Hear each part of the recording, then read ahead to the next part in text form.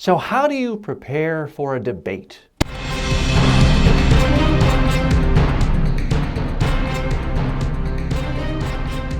Speaking, the show about effective speaking in public, to the media, at work, and in life. Speaking with TJ Walker. Question coming in from one of my regulars. This posted on Facebook from Chike, Mr. Elizu, I believe is his name. Says, TJ, I'd like you to talk about debates. How do you prepare for debates? Most of us won't ever need to debate in a formal way, the way the candidates for the presidency do. But in middle management, executive meetings, and even in the boardroom, discussions and presentations are often free-flowing. They involve interruptions and rebuttals, much like the formal debates, intense rivalries, and as you know, the one-liners can be very helpful in influencing perceptions. If you could please address this. Well, indeed, debates are a type of public speaking, a type of presentation.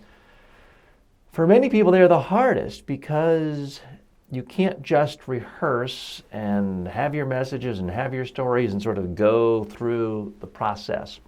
With most speeches, you can really be very, very confident that you're going to be great by simply rehearsing, practicing on video, and getting to the point where you like what you see.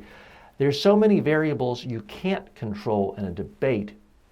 You can prepare, you can do things to help you, but it's not with the same level of certainty that a normal speech or presentation might be.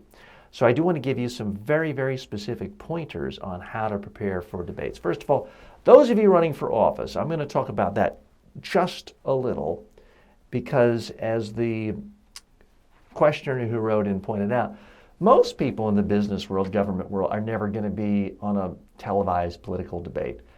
That is a unique arena in that you're not really trying to convince the other person.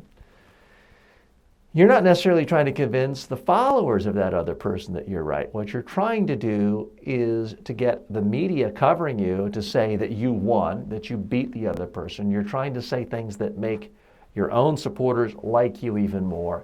And you are trying to reach voters who haven't made up their mind and convince them that you're more intelligent, you have better ideas, better solutions. That's what you're trying to do in a TV debate. And that's why there's often the emphasis on the one-liners, because most people in the world would rather do anything than watch political debates. Now, I'm the opposite. If given a choice between, if I had to make a choice between watching a Super Bowl or a political debate, I'd pick a political debate anytime. If I had a choice between a World Series baseball game or a political debate, I'd pick the political debate. But I'm weird.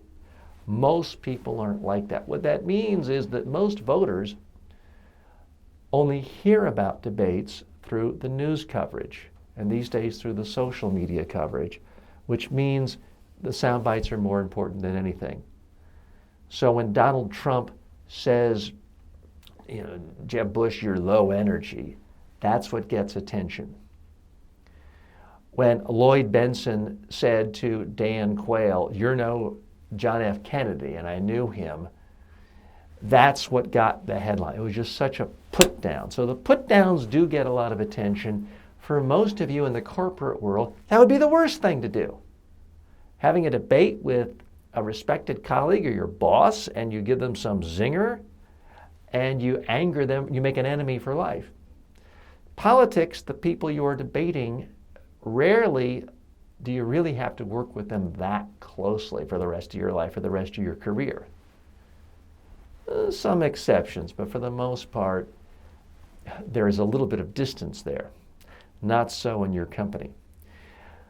I do want to talk about some of the similarities between preparing for political debates versus debates in industry conference events, even events and meetings, contentious meetings in your own company, because there are some similarities.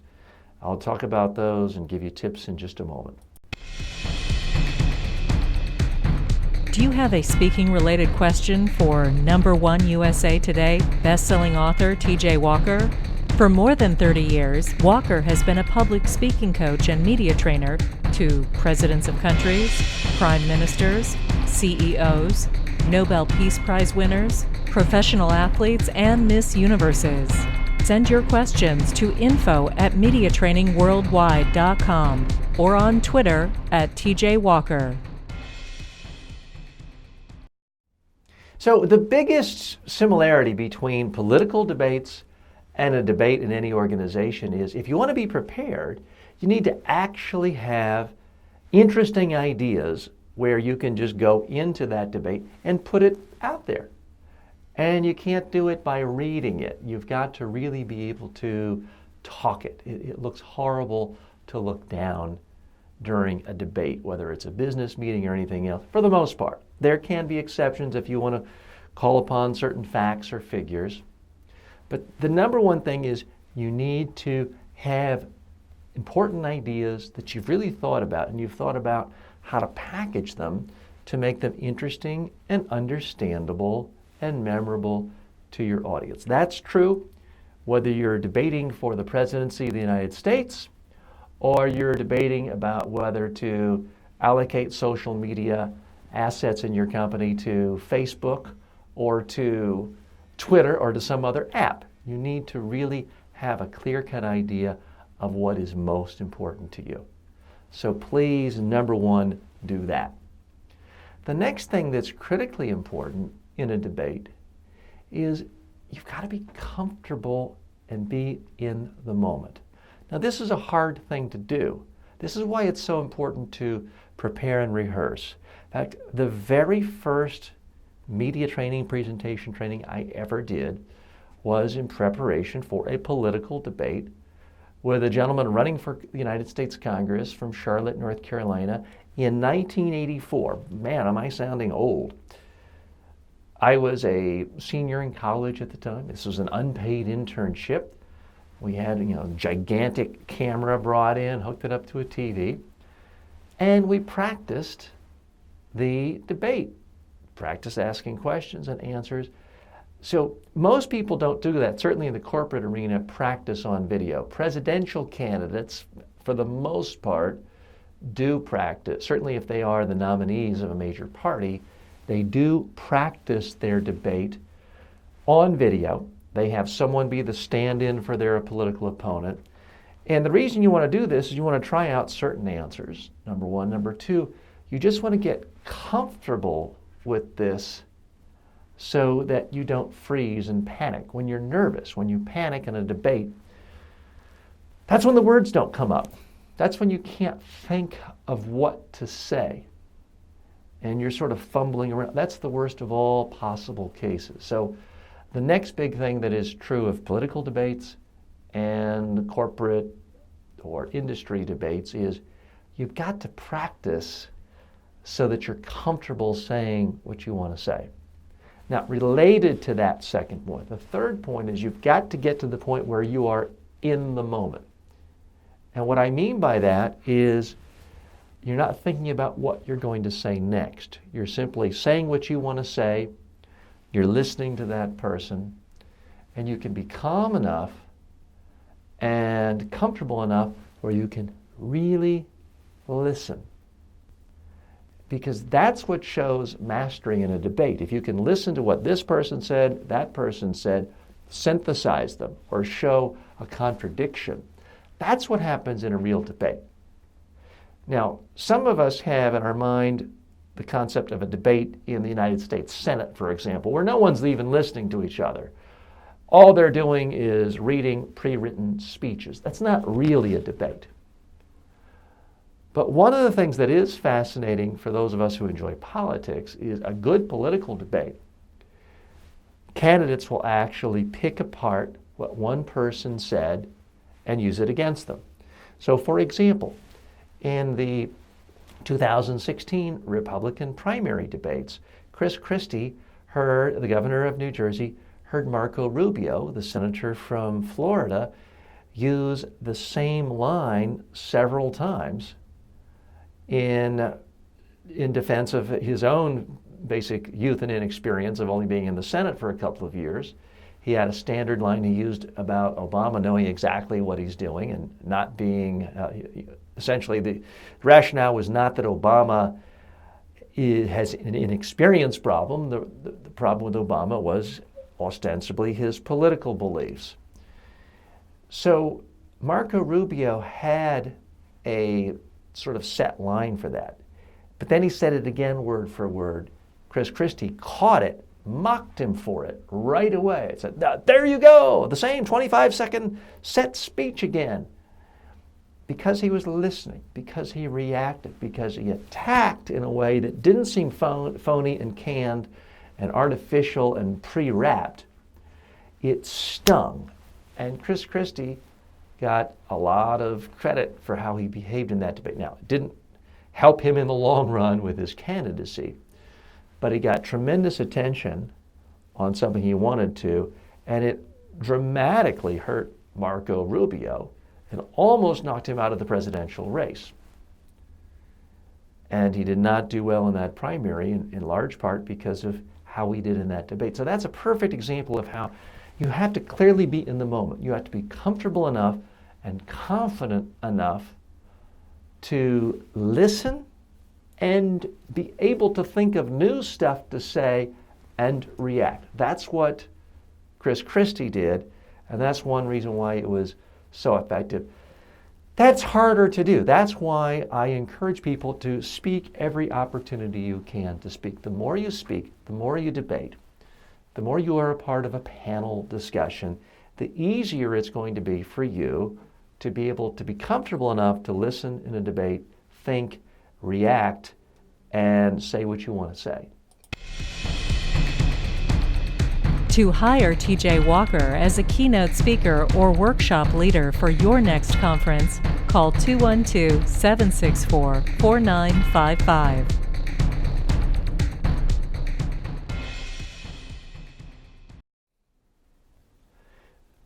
My biggest advice for you is to take every opportunity you can to speak, debate, discuss in meetings, because every time you do it, it gets a little easier. One of the things I do, and it sometimes annoys my wife, but every single time I can be out on a walk in my neighborhood, if I see a TV camera, I will walk up to the reporter and say, hey, what's the story today? And typically they'll say, well, we're getting a reaction to what people think of, and then they'll name some topic. And unless it's something I've absolutely never heard of, I always offer a reaction because it's a chance for me to practice sound bites, message, say what I want, get on TV more. I realize that sounds a little egotistical, but it is my business, and I like to practice what I preach. And every time you do it, you get a little more confident, you get a little more comfortable. It becomes more difficult to actually be nervous when you're speaking, knowing you're seen by thousands or tens of thousands, the more often you do it. So that's why I do it, to get better at it and to show you can do it with a moment's notice, you can do it with 3 weeks preparation. It shouldn't take a long time. Now, a TV interview isn't the same thing as a debate, but it's more like a debate in that you have to think on your feet and answer questions as opposed to delivering a set canned campaign speech or presentation. The other big difference, and I want to caution you about this, in politics, there is a zero-sum game on election day. Only one candidate's going to win, unless you're in some sort of multi-candidate, city council or legislative race and the top 7 win. But for most cases, most of the time, one can win, everyone else loses. So quite often you have to attack. You have to say what's wrong with the other person. And if you don't, then the only thing people will remember will be the attacks the other person made against you. So having a strong, clear, forceful attack that reaffirms your strengths, galvanizes your supporters, and destroys the credibility of the opponent is something, whether you think it's a bad thing or not, it's inevitable in politics. In the business world, in the social world, in the public affairs world, the nonprofit world, the civic world. That's not true. You don't necessarily want to be burning bridges. You don't want to be attacking people. You're generally going to be seen as more effective, more believable, more convincing by having a positive argument for what you're doing, why what you want is great, why it'll help everyone, and why it makes sense. The final tip in any debate is realize that each time you're talking, it's a mini presentation. Therefore, the same rules apply. Focus on one idea at a time. If you can, tell a very brief story, one example, simple words, short sentences. Infuse it not just with intellect, but with emotion. Make sure it's understandable to people, interesting and memorable. Do that, and you're going to win a lot of debates. I'm TJ Walker. May all of your presentations and debates in life be a huge success. Speaking with TJ Walker is the #1 rated daily streaming TV and radio show devoted to all aspects of speaking and communication. If you received value from this show, then please subscribe to it at MediaTrainingWorldwide.com. Please review the show, leave comments, and share it with your friends and colleagues today.